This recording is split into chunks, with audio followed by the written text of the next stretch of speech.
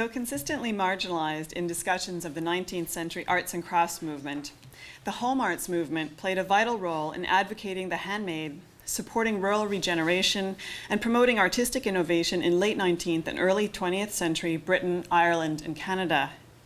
Additionally, one of the main goals of the Irish Industries Association, the leading body of the home arts movement in Ireland established in 1886, was to offer creative work to women in rural Ireland in order to prevent them from emigrating to places like Canada and the United States.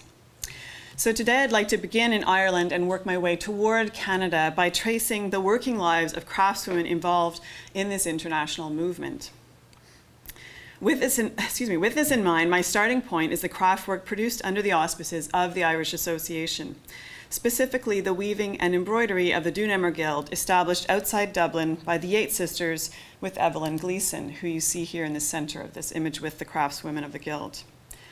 This is dated 1905, circa 1905. I shall examine the colonialism implicit in the establishment of art industries in areas controlled by a dominant Englishness at this time, and deeply affected by emigration with its narrative of dislocation and ethnicity. This narrative also leads me to the craft revival movement in Canada, specifically the work of the National Canadian Handicrafts Guild, founded by prominent Montrealers Alice Peck and May Phillips in 1905, and who you see here. So what I'd like to suggest today is how those rural Irish women who did in fact emigrate were targeted by similar home art industries in major centers of immigration, in this case, Montreal. In particular, how might their craft work have been reframed in the Canadian context, specifically at the high-profile international venue of the 1904 St. Louis World's Fair in Missouri. So I'd like to begin by exploring the crafts guilds. In January 1905, the London-based art journal The Studio singled out a magnificent hand-tufted wool carpet with Celtic design woven by rural Irish women working at the Dunammer Guild, and you see that in this slide. The journal praised the Dunammer craftswomen for their ability to produce the swirling interlace pattern of the carpet, something quite difficult to work in hand weaving on an upright loom. Founded as part of the home arts movement in 1902, the Dunammer Guild was in part a response to increased rural depopulation in Ireland. The three educated, middle-class women who directed the Guild, Evelyn Gleeson with Lily and Elizabeth Yates, sought to bring together the exhibition and sale of beautiful objects with improved living and working conditions for Irish peasants and rural laborers. The Guild specialized in weaving and embroidery and printing on a hand press. And this slide shows a Dunammer needlework picture entitled Two Magpies, and the embroidery workshop of the Dunammer Guild, which was originally housed in Evelyn Gleeson's home. Although most accounts of the Dunammer Guild focus upon the Yates sisters, it was Evelyn Gleeson who initiated the Guild and who was responsible for the astounding success of its weaving department. Many of the home arts movement's crafts guilds were established as a reaction to and a remedy for the effects of industrialization, urbanization, and emigration of the late 19th century. The concept of handicrafts as an alternative mode of production was promoted through the arts and crafts ideal of a rural workshop for the hand production of beautifully crafted objects and modeled in the Irish Dunammer Guild. A sense of pride in Irish culture was evident in the design and material of every object at Dunammer. The studio rug that I just showed before and this one as well are examples of this, but it was also manifested in many other variations. For instance, the Dunammer postcard here depicts May Curley, who is a guild worker, wearing a rational dress with Celtic-style embroidery on the hem and the purse, as well as the collar. I'd like to take a moment to consider how these ideals might have been understood by the intended beneficiaries of these idyllic workshops. Did these home art industries, in fact, develop quote-unquote new trades and industries by fostering the creative and entrepreneurial spirit of the, again, quote-unquote local talent, that is, working class women, as promised in early guild prospectuses? Did the middle-class women who founded these craft guilds succeed in mentoring others? Indeed, I have begun to uncover other home art industries founded by crafts workers from the Dunammer Guild, suggesting these practical goals were achieved, at least in part. Take the example of May Curley, who you're seeing here, an award-winning weaver and later designer working at the Dunammer Guild who left after several years of training to manage the Glen Bay Industries in County Kerry. Curley ran the Dunammer stall at several of its exhibitions, and this is from a 1903 exhibition at Dublin where you see Curley at the stall. And she was singled out for special mention by art critics in widely circulated newspapers like the London Times. Curley's work at Glen Bay also received regular coverage in art journals such as The Studio, and was frequently praised in Irish nationalist publications, including the Irish Homestead. Curley's experience confirms Evelyn Gleason's claim made in a Guild report of 1905 that the women weavers might, quote, become teachers to others and be of material help to their families, end quote. As well, several instances of siblings working together at the Guild, for example, Rosie and Marjorie Gallagher in the weaving department, suggest this craftwork could have indeed had a significant impact on a family income. And you see 4 Guild workers holding out a newly woven carpet from the Guild. Thus, the Dunammer Guild can be read as a site of cross-class cultural exchange where meaning and purpose were constantly shifting as workers were given more authority in the design and production of the works, paid higher wages according to merit, became involved in the daily operation of the industry, and branched off to start other artistic ventures like Glen Bay. These objectives of the Dunammer Guild were in line with those of the larger British Home Arts movement, which was centrally organized through the London-based Home Arts and Industries Association, also referred to as CWAHI, founded in 1884 by Elaine Paterson. The Irish Industries Association, founded under the patronage of Ishbel Lady Aberdeen, who you've just heard quite a bit about, and you'll see another image of here. and again, just to note that she was vicereine of both Ireland and Canada in and around the time period that I'm looking at as well. So the Irish Association was the Irish equivalent of the British CWAHI. And Dunammer affiliated itself with both English and Irish umbrella organizations through its exhibiting practices and goals. Dunammer regularly participated in the CWAHI's annual exhibitions held at the Royal Albert Hall in London, where the Guild's display would be frequented by the artistic elite and wealthy connoisseurs of London who purchased the textiles made by these rural, working-class craftspeople. The weavers often worked the exhibition stall themselves as part of the display, and you see an example of this here, and witnessed the consecration of their work by the art-buying aristocracy and upper middle classes. The artistic and financial value conferred on the work by this recognition meant that the craftspeople who produced it were precluded from ever owning it themselves. Yet, at Dunammer, another specifically nationalist objective was to offer work to young women in a poor district where, without such employment, these young women, quote, habitually emigrated, end quote.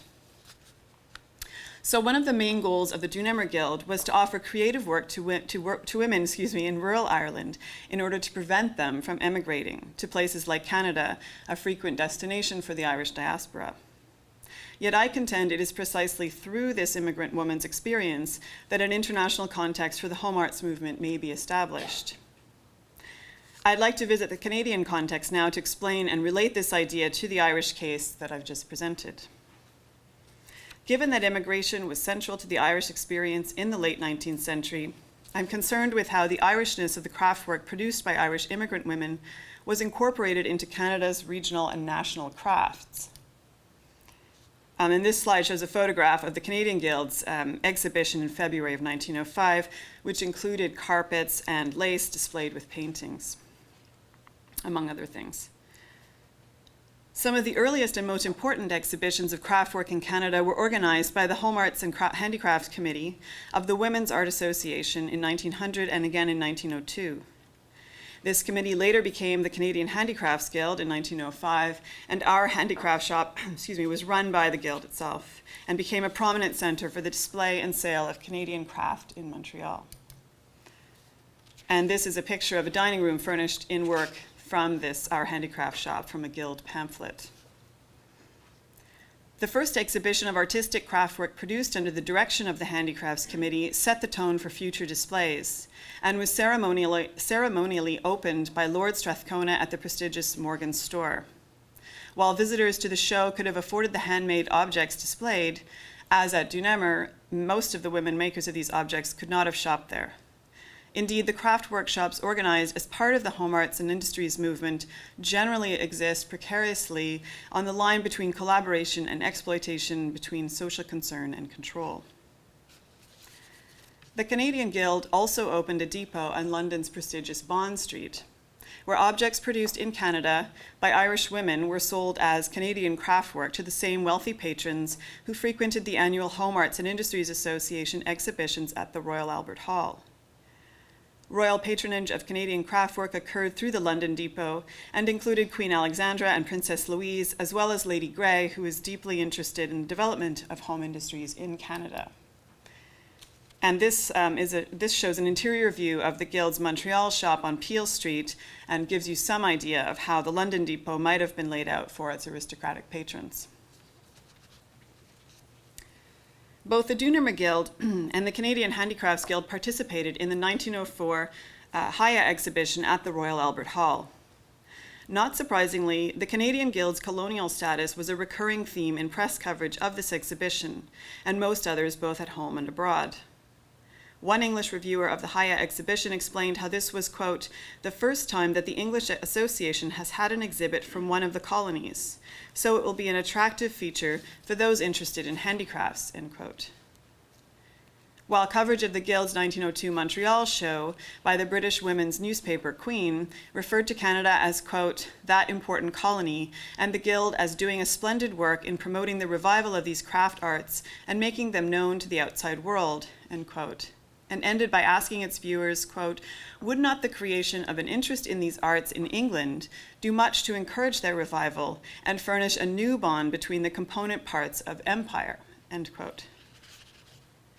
Historian Laura Peers suggests that in many ways the empire referred to here existed materially, not simply as networks of people and politics, but as the things they worked with, or in this case exhibited, sold, brought home, commented on, and consumed. That it was an empire of goods as much as of political structures. Objects and their consumption performed and articulated identity, status, and allegiance, acting as potent symbols within the complex cross-cultural realities of colonial society. This is revealed in the exhibiting practices of these guilds, in the movement among various parts of empire of both colonial workers, in this case Irish women who embodied particular craft skills and traditions, and the craft objects themselves.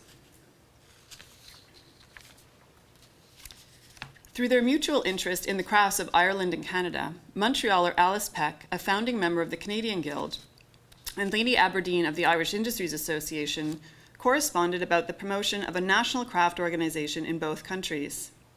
The two women met in person at the 1909 Montreal reception hosted by the Guild for the meeting of the International Council of Women. Here, Alice Peck addressed Aberdeen and the other delegates by presenting a history of the Canadian Guild's activities. Referring specifically to the Guild's participation in the English CWAHI exhibition of 1904, the 1907 Irish International Exposition in Dublin, and a later one in Australia, Peck explained that, quote, being a strongly imperialistic guild, we were glad to feel that even in our humble way we might add one little link in the chain that binds the empire together, end quote. The social relations between these women were developed through the craft objects they helped to produce, organize, display, and distribute and deploy within the cross-cultural dynamics of colonialism. They serve to perform colonialism, to bring it into being, as Peers suggests, at these intersections of community, material object, and people. Interestingly, when Canadian work was exhibited in Ireland, the press attention shifted slightly, away from this emphasis on empire building, and instead drew attention to the benefits of mutual exposure among craftspeople and their work. The Guild's display in the Canadian building of the International Exposition in Dublin in 1907, which you see here, is described by the Montreal Press as, quote, most charmingly decorated with the materials made by our Canadian workers and attracting much admiring attention, and is a most popular place, end quote. The laces, also made in Canada, on display in the Canadian section are presented as comparing, quote, most favorably with the laces of the Irish home industries, end quote. A lofty claim given the status of lace at this time. And this is a photograph of, from the Guild's archives showing lace produced by an Irish immigrant woman, and which was part of the Guild's gift to Queen Mary at her coronation. And I've included also a quote from the letter which accompanied the gift of Canadian craft in 1911. Art historian Janice Helland explains that lace was recognizably elite and attracted collectors who purchased it in much the same way that they purchased jewels or painting. And this slide shows the lace that was exhibited in a vitrine in the 1905 Guild Show in Montreal. In the Canadian Guild, lace was the object most often linked to Irish settlers in Guild literature, exhibition material, and press coverage. And these are some examples from the 1907 Guild catalog showing the different kinds of lace made by the craftswomen of the Guild. Press coverage of Canada's participation in the 1907 Dublin International Exposition also regularly included deferential references to Lady Aberdeen's patronage of Canadian crafts and her particular attention to it in this venue. And you see an illustration of that display here. One reviewer claimed, quote, "The Guild is much indebted to their excellencies, Lord and Lady Aberdeen, for the kindly interest shown in the Canadian Handicrafts exhibit," end quote. Still, the benefits to Canadians and the status of Canadian crafts internationally remained important in these accounts of the Dublin Exposition. Quote, "It is hoped that the interest taken in this exhibition of Canadian work abroad will help the workers here, and that Canadian home industries will take their proper place both at home and abroad," end quote. At home, in Canada, these objects were presented at exhibitions sponsored by the Canadian Pacific Railway and sold at its popular hotels.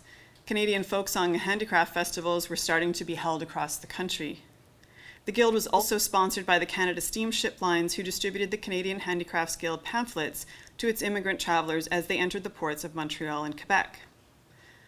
Canadian craft historian Sandra Flood suggests that in the late 19th century, craft was seen as having a, quote, "unique and pivotal role in constructing a national image, in nation building, and in promoting a common meeting ground between the component ethnic groups within Canada," end quote, making it critical to explore issues of ethnicity within the Canadian craft community, in this case specifically with regard to the Irish immigrant women settling in the province of Quebec.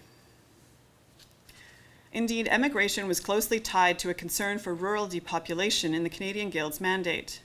A 1903 flyer of the Handicrafts Committee, frequently quoted in the press, explained, quote, "The encouragement of an industry within the homes solves in a great measure the problem of keeping the brightest and most intelligent of our young women in their homes, preventing emigration to the cities and large manufacturing in the States.